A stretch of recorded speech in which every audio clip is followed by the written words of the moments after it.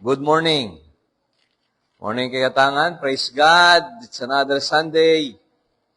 Sunday na naman sa ating pag-aaral ng salita ng Diyos.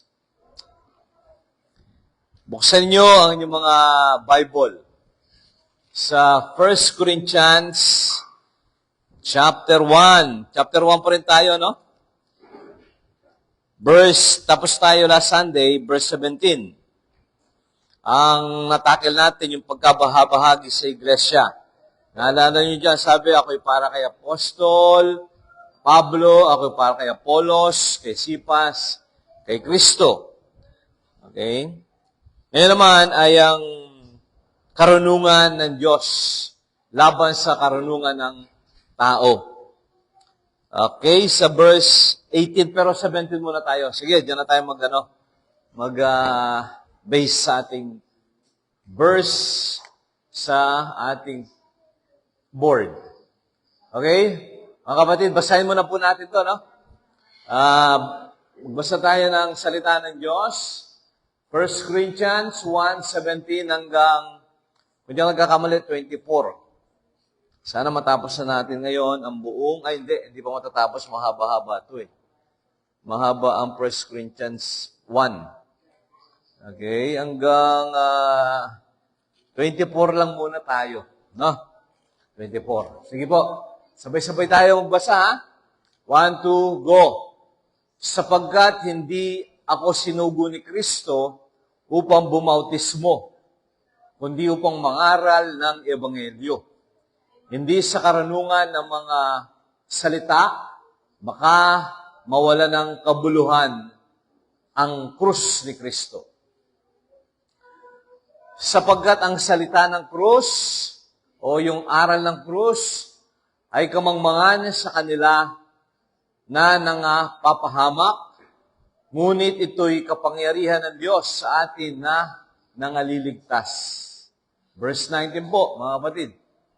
Sapagkat nasusulat, iwawalat ko, o yung sa ibang sisirain ko, ang karunungan ng marurunong at isasawala ko, itatabi ko ang kabaitan ng mababait, yung clever, yung mga matatalino rin yan.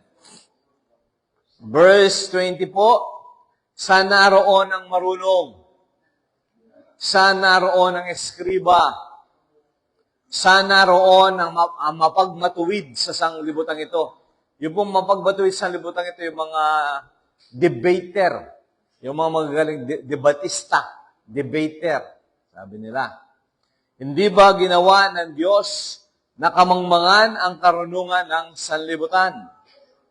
Verse 21, sapagkat yamang sa karunungan ng Diyos ay hindi nakilala ng sanlibutan ang Diyos sa pamamagitan ng kanyang karunungan. So, ang karunungan ng sanlibutan, hindi niya maarok o makilala ang Diyos.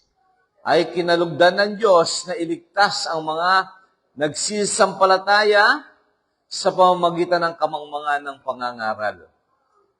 Ang mga Hudyo nga ay nagsisihingi ng mga tanda. Ang mga Griego ay nagsisihanap ng karunungan. Mga Griego yung mga hentil yan, hindi Hudyo. Datapwat sa tayong mga Kristiyano, datapwat ang aming ipinangangaral ay ang Kristo na napako sa krus, na sa mga Hudyo ay katitisuran, at sa mga hentilay, kamangmangan. Last verse muna po tayo sa verse 24. Ngunit sa kanila ng mga tinawag, tayo po yun, mga tinawag, maging mga Hudyo at mga Griego, si Kristo ang kapangyarihan ng Diyos at ang karunungan ng Diyos. Amen? Manalangin muna po tayo. Panginoon Diyos, maraming salamat sa napakabuti po ninyo sa amin. Isang araw na naman na kami maglilingkod sa inyo, matututo mula sa inyo. Sa pamamagitan ng inyong salita, Panginoong Diyos, ilapit nyo kami sa inyong anak na si Jesus Christ. Para sa ganoon, makilala pa namin siya, mapanampalatayanan namin siya, mapasalamatan namin siya, madakila namin siya, mapaglingkuran namin siya. Ito ang aming dalangin sa matamis na pangalan ng Jesus. Amen. Graciela, mga nakita ko, mukhang matibay ka sa lamig, ha? Gusto mong electric fan? Mga, Kapman, pakitutok mo nga electric fan kay Graciela. Okay, sa verse, ano tayo siya? 7, no? Itong 7 na to ay natakil na natin last Sunday. English mo nga siya. 17, tayo sa net, no? Ayan. Sabi niya diyan, for Christ did not send me, sabi ni Pablo, hindi ako pinadala ni Kristo para magbautismo. Hindi niya trabaho o hindi niya ministry ang magbautismo. Lalo na para salvation. Ibig sabihin ng bautismo, hindi nakakaligtas. Sabi niya, hindi ako pinadala, God did not send me to baptize, but to preach the gospel. Ang trabaho niya, ipangaral ang mabuting balita. Ano po yung mabuting balita? Sis Mavic, mabuting balita? Okay. Si Jesus Christ ay namatay, nilibing at muling nabuhay. Yun ang gospel, no? Mabuting balita. Yun ang nagliligtas. Naligtas tayo doon. So, yun ang pinapangaral ni Pablo, and not with clever speech yun, hindi sa matatalinong pananalita. Alam niyo yung mga, kasi ang Corinto sa sa Greece. Tapos, sa bandang konting taas lang yan, yung kanyang probinsya pa ng Greece ay yung Athens. Yung Athens, at saka ang Corinto, commercial. Corinto kasi yan commercial. Yung Athens ay mga matatalinong tao yan. Mahusay sila, matatalino. Talagang andyan yung andyan sila Plato Yung mga Socrates, andyan sila, mga Greek philosophers. So sila, ay pag nagsalita yan, parang nabasa na ba yung mga tula ni Shakespeare? Yung mga magagaling magsalita, no? Hindi nila sasabihin diretso Hindi niya sasabihin, napakaganda mo. Hindi, talagang gagamit ng mga salitang yan. Okay? So si Pablo sabi niya, hindi ako gumamit ng ganung mga pananalita. Okay? So that the cross of Christ would not become useless. Nawawalang kabuluhan pala ang biyaya, ang gospel of God, pagka hinahaluan mo ng karunungan ng tao, karunungan ng pananalita. So ang gospel, pinapakita rito yung kanyang pagiging simple. The simplicity of the gospel. Ano yung gospel? Jesus Christ ay inilibing, namatay, nakapako sa krus, inilibing, at muling nabuhay. Hindi na kailangan gumamit ka ng mga malalalim na salita o mga poetic na mga pananalita.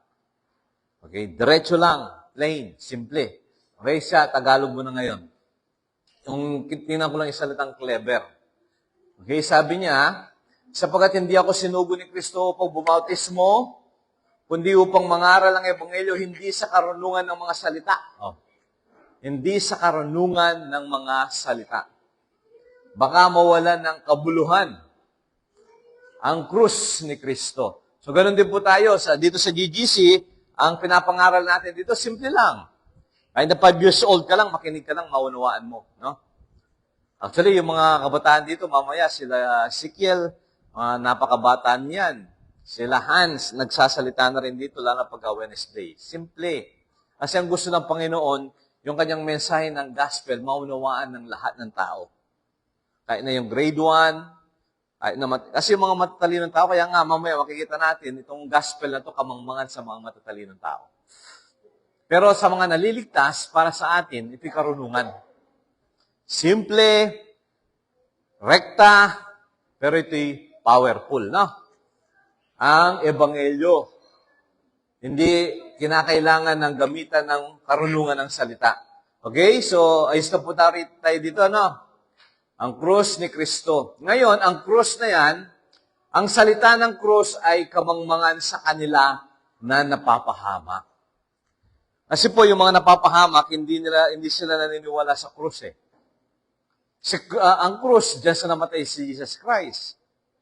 Ang krus, diyan binayaran ni Kristo ang ating mga kasalanan. Amen po ba? Ngayon, pag hindi pininiwalaan yan, mapapahamak ka. Kasi sabi ng mga matatalino, bakit namang nagliligtas ang krus? Okay? Bakit naman ako maniniwala dyan sa krus na yan? Ano ba ang meron dyan? Hindi na nawunawaan yan. Pero tayo, yung simpleng mensahe ng Diyos, Maliligtas ka, hindi ka mapapahamak sa impyerno. Makasalanan ka kasi, mapapunta ka na sa impyerno. Pero pagka nananampalataya ka kay Jesus Christ na pako sa krus, tapos sinilibing at muling nabuhay, yun ang karunungan ng Diyos, yun ang kapangyarihan ng Diyos para iligtas ka. Amen. Wala nang pwedeng gamitin ng Diyos ng kapangyarihan para magligtas. Hindi niya magagamit ang pagligtas. Kasi ang kapangyarihan ng Diyos, makapangyarihan po yan. Marami siyang kapangyarihan eh. Kapangyarihan niyang likhain ng mundo. Di ba? Nagsalita lang siya. Tapos kapangyarihan niyang i-maintain niya to. Alagaan niya ang, hindi lang mundo, universe, para hindi magkabundol-bundol ang mga bituin. Kapangyarihan din niya yan. Pero hindi yan nagliligtas. Ang nagliligtas ay yung gospel. Yung ginawa mismo ni Jesus Christ sa krus. Ang ginawa ni Jesus Christ sa krus ng Kalbaryo. Namatay siya para sa iyo, inilibing at muling nabuhay. Yun ang nagliligtas, no? So, simple lang yun. Simple lang. Kahit na 5 years old, kahit na sila Graciela, alam na yan. Di ba, Graciela? Alam na si Jesus Christ, namatay sa iyo, para sa iyo, no? See? Alam na ni Graciela ang gospel. Kasi simple. Kaya ayaw ni Pablo yung gamitan mo yan ng mga mabulaklak na pananalita. Hindi kaya kailangan yon. Pagka nangangaral tayo ng gospel, simple, rekta lang, no? Sabi natin, nagkasala ka po, mahulog ka sa impyerno, pero mahal ka ni Kristo, namatay siya para sa iyo, mahal ka ng Diyos Ama, ibinigay niya si Kristo para sa iyo, at si Jesus Christ namatay sa krus para sa iyo. Pag pinanampalatayanan mo yun, nagsisi ka na yung kasalanan, tinanggap mo si Jesus Christ sa puso mo, siya kasi muling nabuhay sa mga patay, maliligtas ka. Amen. Simple. Simple po ang pangangaral ng mabuting balita. Yung simple namang yun, makapangyarihan yun. Bakit siya makapangyarihan? Papunta ka na sa impyerno eh. Ikaw po kasi, padagusdus. Yung kapapangan ba yun? Padagusdus ka na sa impyerno. Pero dahil sa gospel, sa ginawa ni Kristo, nag-iba ka ng direksyon. Kung nung manampalataya ka, nung aminin mo, hindi mo kayang iligtas sa sarili mo, nung aminin mo, si Kristo lang ang pwedeng magligtas sa iyo, ikaw ay ngayon dati padusdus ka na sa impyerno, nagkaroon ka ng ibang direction, papunta ka na ngayon sa langit. Amen. Hindi mo kayang gawin yun sa sarili mo. Ang makakagawa lang nun ay ang gospel. Ano yung gospel? Ulit-ulit. Jesus Christ ay si nanay, yung first time pa lang ngayon, kagad alam na niya. Kasi nga, simple lang ang gospel, no? Yan ang mabuting balita. Nagliligtas po yan. Amen? Andito na yung mga kapatid natin mula sa Macabebe, sa San Jose, katabi ni Santa Maria. Okay? Puro mga santo at santa. Okay? So, yan po, no? Ang ganda ito pinag-uusapan natin eh. Ang kapangyarihan ng Diyos sa atin na nangaliligtas. Ano yung kabaligtaran ng naliligtas? Nangapapahamak, no? Nangapapahamak versus nangaliligtas. Anong gusto nyo? Dito sa napapahamak o sa nangaliligtas? Ano yung pong kapahamakang yan? Impyerno. Pag napunta ka sa impyerno, ilang buwan ka ron? Magbabakasyon ka lang sa impyerno. At pagka medyo init ka na, inahanap mo na yung aircon sa GGC, uwi na po ako. Ganun. Pagka napunta ka sa impyerno, wala na, no? Forever and ever ka na ron. Ano po ang mararanasan mo sa impyerno? Ang sabi kasi kapahamakan eh. No? Pahamak, ano ibig sabihin ng kapahamakan? Kaparusahan. Kamatayan. Kadiliman. Okay? Nandiyan pala sila, si Christian. Christian, anak mo yan? Yung malaki. Kapatid mo. Malaki kapatid ni Christian yan. Okay, praise God. Okay, no? Amen. So, yun po, ulitin ko sa inyo, anong gusto nyo? Kapahamakan o kaligtasan? Kung kaligtasan ang gusto nyo, nasaan kayo ngayon? Sa nangaliligtas o sa napapahamak? Sino yung mga nasa nangaliligtas na? Yung sigurado nangaliligtas na, napagtas sa kamay. Bakit kayo nangaliligtas na? Dahil nagtas kayo ng kamay. Bakit kayo nangaliligtas na? Ano yung nagligtas sa inyo? Okay, si Kristo'y namatay. Saan siya namatay? Sa krus ng Kalbaryo, ano? Tapos siya inilibing. Ano nangyari pagkatapos? Bring na buhay. Bakit siya namatay sa krus? Yun. Amen. Simple, no? Simple lang. Para hindi ka na raw mapahamak. Kanina, napag-usapan natin, ano ba yung kapahamakan? Impyerno yan. Sino gusto pumunta sa impyerno rito pakita nang may process ko na kanyang papel? Siyempre, wala. Pero alam nyo, kung ayaw mo pumunta dyan, pag hindi ka kasama doon sa mga naliligtas, pag hindi ka kasama sa mga naliligtas, dire-diretso ka na dyan. Ang tao kasi, nagkasala siya, nabubuhay pa siya ngayon, pero naghahantay na siyang oras, padagos-tagos-gus na siya sa impyerno. Pag namatay siya, automatic impyerno na siya. Impyerno ka, kasi nagkasala ka. Sabi ng Bible, ang lahat ay nagkasala nga, hindi nakaabot sa pamantayan ng Diyos. Okay? Tapos sabi, ang kabayaran ng kasalanan ay kamatayan, kaya namamatay ang tao. Tapos sabi naman ng Revelation, 2 uri ng kamatayan. Yung una, ililibing ka, and 6 feet under the ground, nga nila. Bakit lagi 6 feet? Gusto ko sa akin 5 feet lang, para hindi masyado malalim. 6 feet, no, under the ground. Pagkatapos po noon, pero kasabay noon, nauna pa yung kaluluwa mo doon sa pagkalibing ng katawan mo, na impyerno ka na. Pag namatay ka na, after 5 days, 6 days, ililibing ang iyong katawan, pero ang iyong kaluluwa, pagkamatay mo, diretso na yan sa impyerno. Sapagkat ang lahat ay nagkasala nga. Kasi tingnan mo nga sa Revelation, no? Makakala nila, nananakot lang ako. Meron po tayo kasing pruweba. Revelation 19, ano yun? 18:21. 21:8. Sorry, 21:8. Lagi na makakalimutan itong reference na ito. 21:8, no? Ngunit sa mga duwag, okay? Sa mga hindi nananampalataya, hindi naniniwala sa Diyos, sa mga kasuklam-suklam, at sa mga mamamatay tao. Sabihin mo siguro, hindi ako namamatay tao, hindi ako kasuklam-suklam, medyo magandang lalaki naman ako. Hindi ako duwag.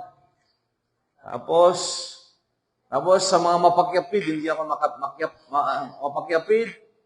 Hindi ako manggagaway. Alam niyo yung manggagaway? Ano yung manggagaway? Kapirwin, mangkukulam.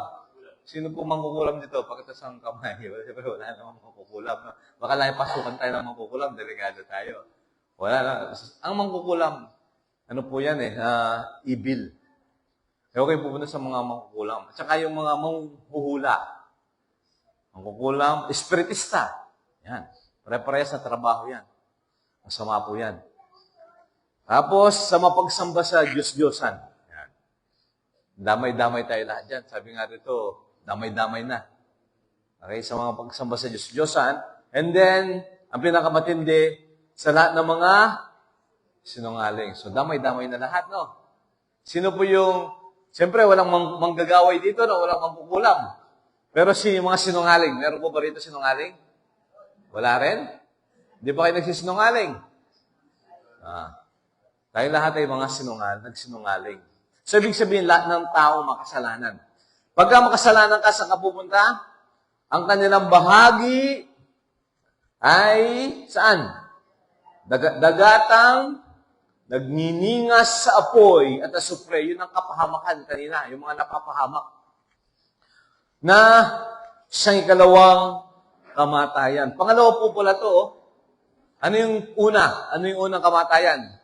Physical mo namatay, inilibing ka sa 6 feet under the ground. Pero yung pangalawang kamatayan, napunta ka sa impyerno ang iyong kaluluwa. Tapos sa dulo pa noon, Bubuhayin din ang iyong ano. Alam niyo po ba, meron ding resurrection yung mga non-believer? Mababasa mo sa Revelation, magkakaroon silang katawan na pang-impyerno. Oo. Tayo may katawang panlangit pag believer ka, pero yung mga hindi believer kay Jesus Christ, meron din katawang pang-impyerno. Okay? So, ito po. Gusto niyo po ba pupunta sa impyerno? Siyempre, hindi. Napakahirap niyan. Hanggang kailan ang napupunta dyan? Ang pag napunta sa tao ang impyerno, hanggang kailan? Walang hanggan, no? Kaya sabi kasi nila, hindi, ang impyerno, hindi ako dadali ng Diyos dyan, mabait ang Diyos eh. At para kay Satanas lang yon. Totoo yon at mali. Para kay Satanas, totoo yon, pero para sa lahat yun ng tao. Kaya nga sabi, ngunit sa mga, tao yan eh, no? Sino yung mga yan? Sino yung mga sinungaling? Alam, nagsisinungaling yung aso. Okay, sino yung mga manggagawa? Mga tao yan. Sino ba yung nakikapid? Sino kasuklam-suklam? Mga tao yan. So yung mga tao nagkakasala, mahulog sa impyerno. Nako, ito po, impyerno, nagniningas sa apoy at asupre. Ang asupre daw, yun ang parang welding. Ganun katindi. Hanggang kailan ka sinusunog doon? Hindi 1 week, hindi 1 month, hindi 1 year. Hanggang walang hanggan. Napakahirap niyan. Kaya balik muna doon. Doon sa ating 1 Corinthians 1 verse 18. Kaya sabi rito, sabi sa 18, tayo daw po ay, okay, ang salita ng krus, ibig sabihin yung krus, si Jesus Christ ay namatay sa krus, inilibing at muling nabuhay, nagliligtas yan. Paniwalaan mo yan. Ang tawag dyan, good news. Ang salita ng krus ay kamangmangan lamang. Hindi nila pininiwalaan yan. Pero, sige, hindi mo paniwalaan yan, ikaw ay mapapasama sa mga, pagka hindi mo pininiwalaan ang simplicity ng cross o ng gospel, mapapasama ka sa mga nangapapahamak. Saan po itong kapahamakang ito? Yung binasa natin kanina, sa mga duwag, okay, sa impyerno, sa nagniningas na apoy at asupre, doon po ang iyong pupuntahan. Ibig sabihin, talagang may napapahamak, no? Kasi may nagkasali. Pero ito po, ngunit, salamat sa Diyos, mayroon salitang ngunit, ito'y kapangyarihan ng Diyos. Amen. Sa atin, kasama tayo, pagka-believer tayo, kay Jesus Christ, na nangaliligtas. Kung may mga nangapapahamak, ang good news, merong nangaliligtas. Sino po yung nangaliligtas? Yung nanampalataya sa salita ng cross. Okay? Yung po, huwag nating masyadong i-complicate.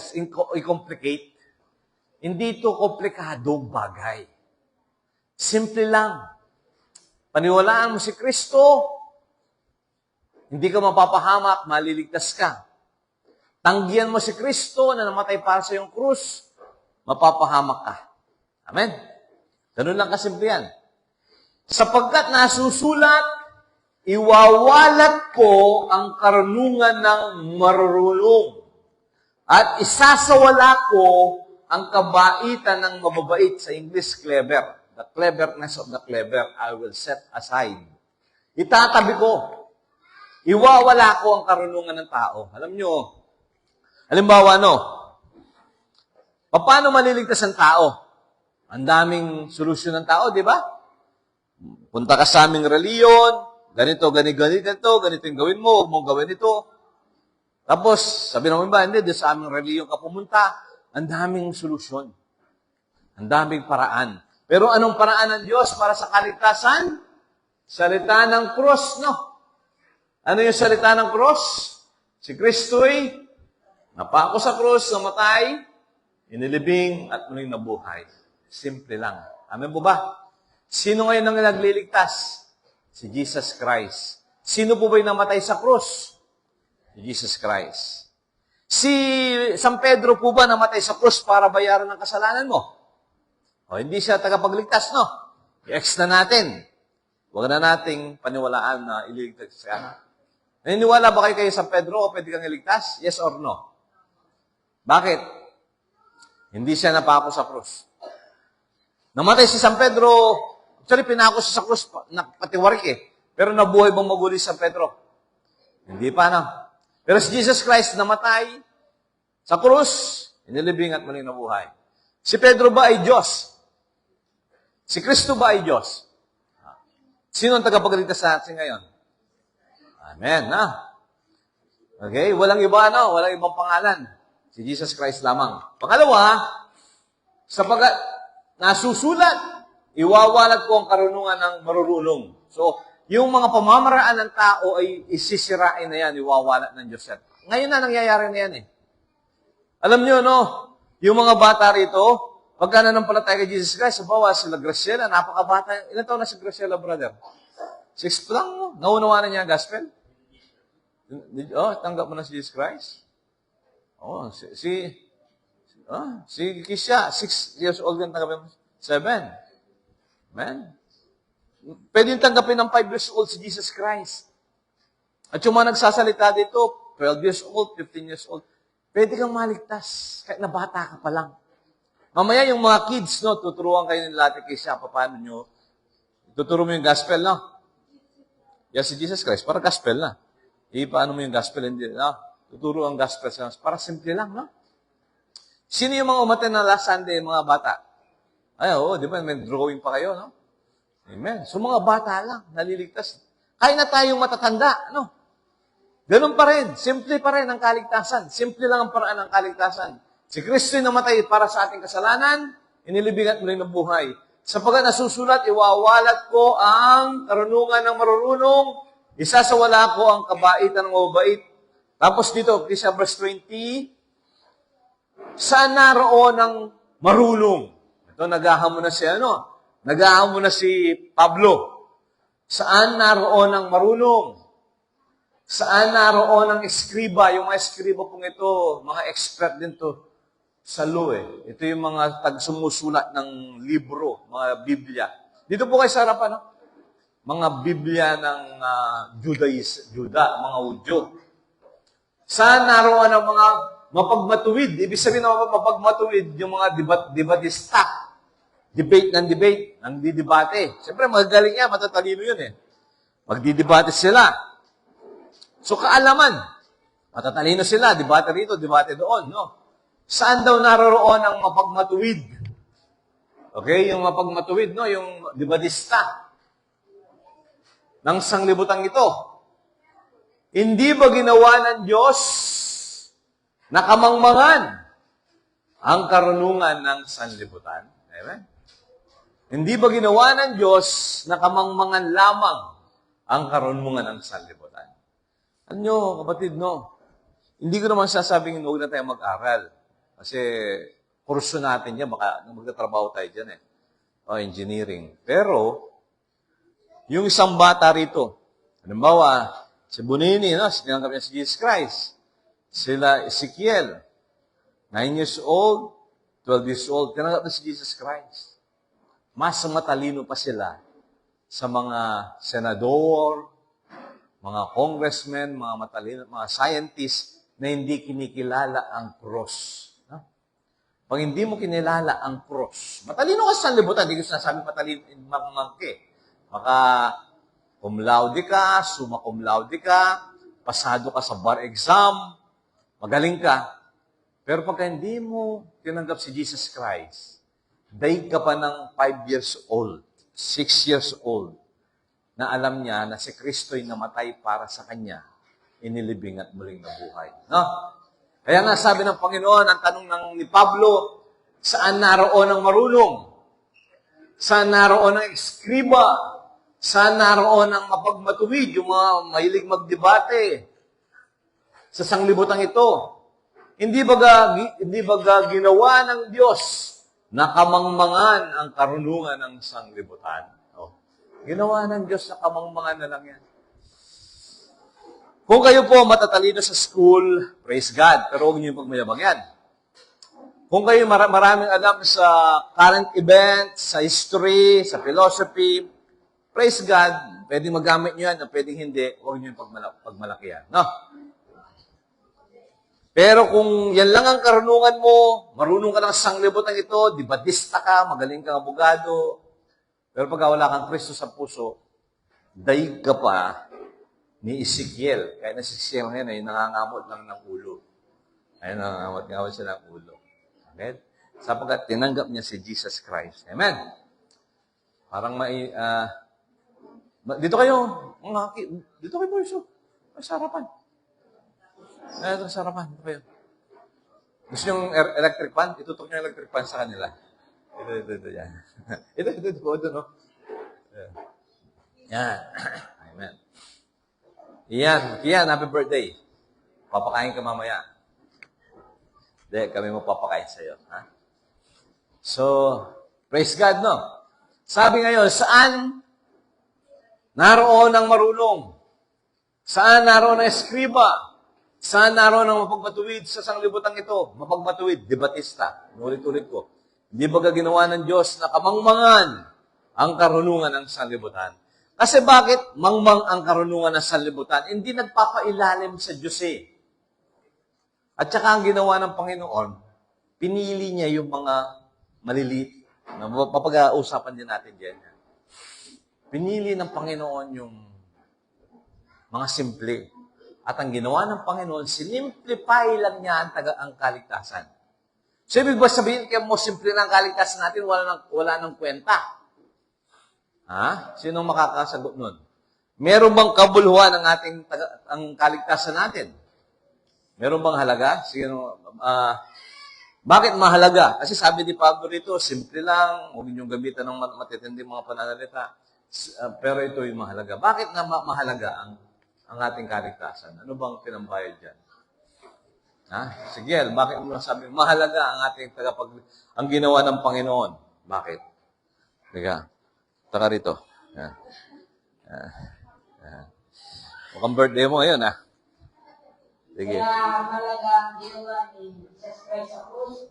Kasi binayaran niya yung kasalanan natin. Tayo yung uputo tayo sa impyerno. Mahal tayo ni Kristo. Kaya binayaran niya yung kasalanan natin. Kasi ayun ang pinaka-importante sa buong mundo. Wala man isang tao makagawa ng kundi si Kristo lang. Amen. Salamat po, Pastor. Alam niyo, totoo yung sinabi niya. Simple lang ang gospel, pero ito yung kapangyarihan ng Diyos. Hindi sabihin simple, hindi walang kabuluhan. Sapagkat sabi ni Ezekiel, walang makakagawa nito. Kahit na si Elon Musk pa yan, kahit na si Donald Trump pa yan, kahit na si PBBM pa yan, kahit na si Henry Alcantara pa yan, kasi si Henry Alcantara. Hindi, walang magagawa ang mga yan. Amen. Si Jesus Christ lang. Simple, nung ibigay na sa atin, simple na lang. Pero ang ginawa niya ba sa krus ng Kalbaryo, simple? Hindi, no? Bigat yun. Wala siyang kasalanan, naging makasalanan. Pero nung iabot na ngayon sa atin, simple na lang kasi tatanggapin mo na lang. Tinanggap yan nila Ezekiel, nila Basti, naligtas sila. Amen? At wala nga ipapagawa ang Diyos eh. Tatanggapin mo lang. Ang gagawin mo lang, tanggapin mo. Diba, example. Ito, bigay ko sa ito. Basti, alika. Sample lang, Basti, alika. Bigay ko sa ito. Okay? Paano mo makukuha to? Pagka binigay ko. Tanggapin mo lang, no? Abot ko, tanggapin mo. May binayad ka? Wala. Bakit? Kasi nga, binibigay ko lang. Okay? Anong ginawa ni Basti? Okay? Hindi niya binili. Ang kaligtasan, kaya simple kasi libre na siya sa atin, pero ito'y napakahalaga, sabi ni Ezekiel, kasi walang ibang makakagawa. Saan ginawa ang kaligtasan natin? Sa krus ng Kalbaryo, sinabi ni Ezekiel. Namatay siya sa krus. Mabigat yan. Tapos siya inilibing at muling nabuhay. Kaya pagka tinanggap mo yan, sabi ng Bible, dito sa, ulitin natin siya sa 19, ulitin ko lang, ito'y ang kapangyarihan ng Diyos. Amen. Itong gospel na to, ito lang ang kapangyarihan ng Diyos sa atin na nangaliligtas. Pag tinanggap natin ngayon si Jesus Christ, kasama na tayo sa mga nangaliligtas. Saan tayo naligtas? Doon sa kapahamakan. Saan yung kapahamakan yan? Sa impyerno. Ngayon, pag naligtas tayo, hindi na tayo dadalhin sa impyerno. Saan tayo dadalhin? Sa langit. Doon sa bahay niyananda ni Jesus Christ para sa atin. Gusto niyo po pumunta ron? Siyempre, hindi naman namimilit ang Panginoon. Mga kapatid, simple lang po ito, pero hindi ito pinipilit. No? Mamaya, magpapamerienda yung may birthday. Tatlo may birthday ngayon eh. Si Ezekiel, si Kian, tsaka si Eli. Okay? Ngayon, nagluluto sila ngayon doon sa likod. Sister Jane, talagang pinagpapawis yan pag nagluluto. Kaya medyo maalat-alat yung ating kinakain. Napakasarap. Hindi, biro lang. Siya ang ating cook. Talagang pinagpapawis na sila dyan, mainit doon. Pero pagka ready na yan, kakainin na natin, mahirap po ba yung kumain? Ha? Pipila ka na lang nga doon. Hindi na mahirap eh. Pero sino yung naghirap? Yung nagluto. Na malengke, nagluto. Ang ginawa ni Jesus Christ, sa lahat ang naghirap. Para ngayon ay tanggapin mo na lang. Pero naman, sabi mo, ay, busog po ako kasi kumain na kanina, napakarami ang kinain. Nagdalamos ako ng itlog, pinirito, 12. Oh, hindi po ako kakain. Pipilitin ka ba namin? Hindi. Kasi ayaw mo eh. Hindi po ako kumakain ng siomay. Anong merienda mamaya? Chow pan.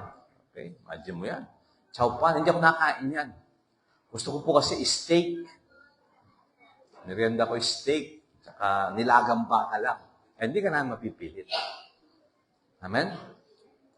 So, ang Diyos po, hindi rin namimilit. Pero pagka, kahit na ito ay mahalagang ginawa ni Jesus Christ, pero ito'y sinimplify na lang niya, tatanggapin mo na lang, maliligtas ka.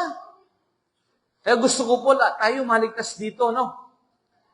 Walang muuwi rito na hindi maliligtas, na hindi tatanggap kay Jesus Christ. Amen? Kasi simple na lang eh. Simple na lang. Simple na lang ang kaligtasan. Verse 21 kasi magtatapos na po ako rito. Hanggang 24, basahin ko lang.